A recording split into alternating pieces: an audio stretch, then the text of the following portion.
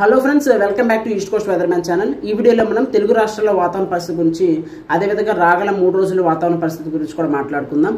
So present మన channel ఏమైనా first time చూస్తున్నట్లయితే సబ్స్క్రైబ్ చేసుకోండి, పక్కన నోటిఫికేషన్ బెల్ ఐకాన్ కూడా ఆన్లో పెట్టుకోండి.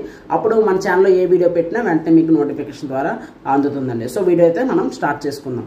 ప్రజెంట్ మనం చూసుకుంటే ప్రస్తుతం శాటిలైట్ ఇమేజ్ ఒకసారి చూసుకున్నట్లయితే మనకి ప్రస్తుతం బంగాళాఖాతంలో ఒక అల్పపీడన ప్రాంతం అయితే కొనసాగుతుంది. ఈ అల్పపీడన ప్రాంతం అనేది మనకి మయన్మార్ బంగ్లాదేశ్ వైపు పయనించే అవకాశం అయితే కనిపిస్తుంది. గత వీడియోలో ఆల్రెడీ చెప్పాను.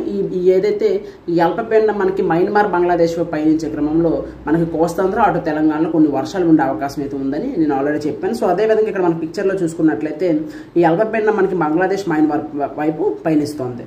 సో దీని ప్రభావంతో రాగల 3 రోజుల పాటు మనకి ఉత్తర కోస్తాంధ్ర జిల్లాలతో పాటుగా మనకి తెలంగాణను ఉత్తర తెలంగాణ, అదేవిధంగా తూర్పు తెలంగాణ జిల్లాల్లో మనకి ఎక్కువ ప్రాంతాల్లో వర్షాలు కురిసే అవకాశం అయితే మనకు కనిపిస్తుంది. సో ఈ వర్షాల నేపథ్యంలో రాగల 24 గంటల వాతావరణ పరిస్థితితో పాటుగా రాగల 3 రోజుల వాతావరణ పరిస్థితి కూడా ఉభయ తెలుగు రాష్ట్రాల్లో ఏ జిల్లాల్లో ఎలా ఉండబోతుంది అనేది కూడా వివరంగా మాట్లాడుకుందాం. సో ప్రజెంట్ చూసుకుంటే రాగల 24 గంటల వాతావరణ ఫోర్కాస్ట్ ఒకసారి చూసుకుంటే రాగల 24 గంటల్లో మనకి ఉత్తరాంధ్ర జిల్లాలు ఫోకస్ చేస్తూ అధికంగా ఉరుములు మెరుపులతో కొన్ని వర్షాలు కురిసే అవకాశం అయితే మనకు కనిపిస్తుంది. సో ఉత్తరాంధ్ర జిల్లాలు అంటే ఇవే వస్తాయంటే పార్వతీపురం మన్యం జిల్లా, అల్లూరు సీతారామరాజు జిల్లా, విశాఖపట్నం, విజయనగరం, శ్రీకాకుళం, అనకాపల్లి, అదేవిధంగా మనకి కాకినాడ, ఉభయ గోదావరి జిల్లాలో కొన్ని ప్రాంతాలు, అదేవిధంగా మనకి ఏలూరు జిల్లాలో మనకి ఎక్కువ చోట్ల మోస్తరు వర్షాలు ఉండే అవకాశం అయితే కనిపిస్తుంది.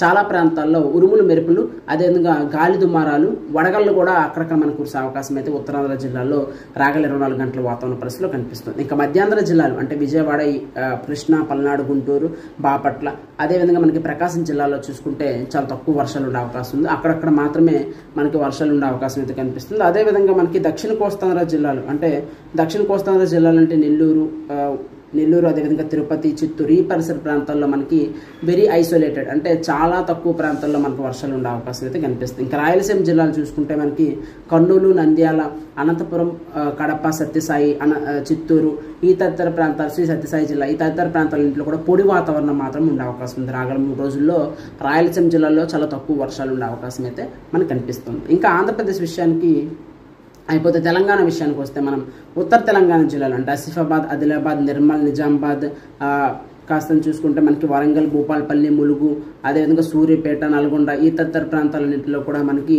అధికంగా ఉరుములు మెరుపులతో కొన్ని వర్షాలు ఉండే అవకాశం ఉంది. అంటే ఏదైతే ఉత్తర తెలంగాణ, తూర్పు తెలంగాణ జిల్లాల్లో మనకి కాస్తంత వర్షాలు ఎక్కువగా ఫోకస్ చేసే అవకాశాలు అయితే కనిపిస్తున్నాయి. ఇంకా మధ్య తెలంగాణ జిల్లాలు ముఖ్యంగా హైదరాబాద్ చూసుకున్నా మనకి ఈ 3 రోజుల్లో ఒక చోటైనా మనకి అంటే కొన్ని ప్రాంతాల్లో అక్కడక్కడ మనకి వర్షాలు కురిసే అవకాశం అయితే కనిపిస్తుంది. సో తెలంగాణ అయితే కొంచెం ఫేవరబుల్గా ఉంది. అదేవిధంగా ఉత్తరాంధ్ర జిల్లాలు అధికంగా ఫేవరబుల్గా ఉన్నాయి. ఉత్తరాంధ్ర జిల్లాలో ఎక్కువ ప్రాంతాల్లో వర్షాలు కురిసే అవకాశం అయితే మనకు కనిపిస్తుంది. ఇదండి మనకి రాగల 24 గంటల ఫోర్కాస్ట్. అంటే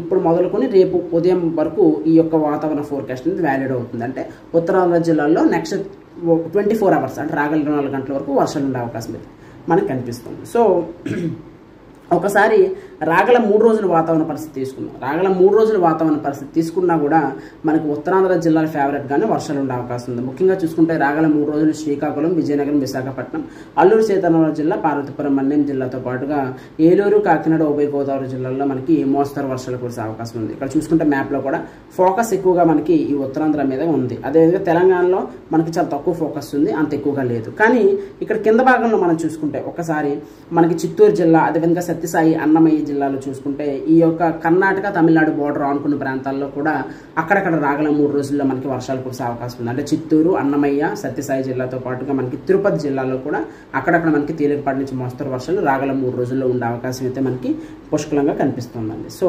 తెలంగాణ విషయానికి వస్తే తెలంగాణలో మనకి రాగల 3 రోజుల వరకు మధ్య తెలంగాణ, తూర్పు తెలంగాణ, ఉత్తర తెలంగాణలో మనకి వర్షాలు కురిసే అవకాశం అయితే మనకి కనిపిస్తుంది. అదండి మనకి ఓవరాల్గా చూసుకుంటే రాగల 24 గంటల నుంచి 72 గంటల్లో ఉత్తరాంధ్ర జిల్లాలో అధిక ప్రాంతాల్లో ఉరుములు మెరుపులతో కొన్ని వర్షాలు అయితే కురిసే అవకాశం ఉంది. ఎందుకంటే ఈ యొక్క అల్పపీడన ప్రాంతం అనేది మనకి ఉత్తర దిశగా అంటే ఈశాన్య దిశగా మనకి మయన్మార్ బంగ్లాదేశ్ వెళ్తున్న క్రమంలో ఉత్తరాంధ్రపై మనకి దీని ప్రభావం అనేది భారీగా పడే అవకాశం అయితే మనకు కనిపిస్తుందండి. ఇదండి ప్రస్తుత వాతావరణ పరిస్థితి.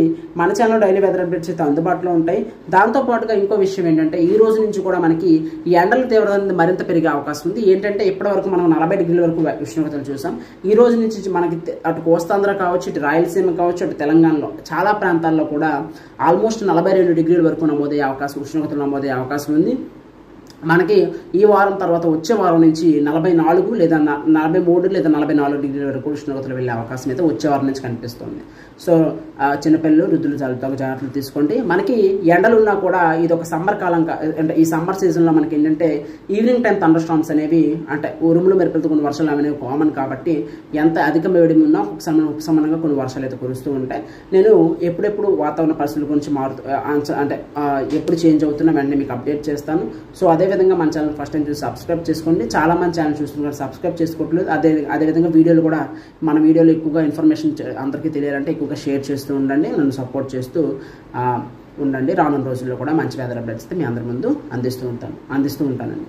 సో మనకి రేపటి వీడియో మళ్ళీ రేపు కలుసుకుందాం. Signing off east Coast weathermen. Thank you for watching.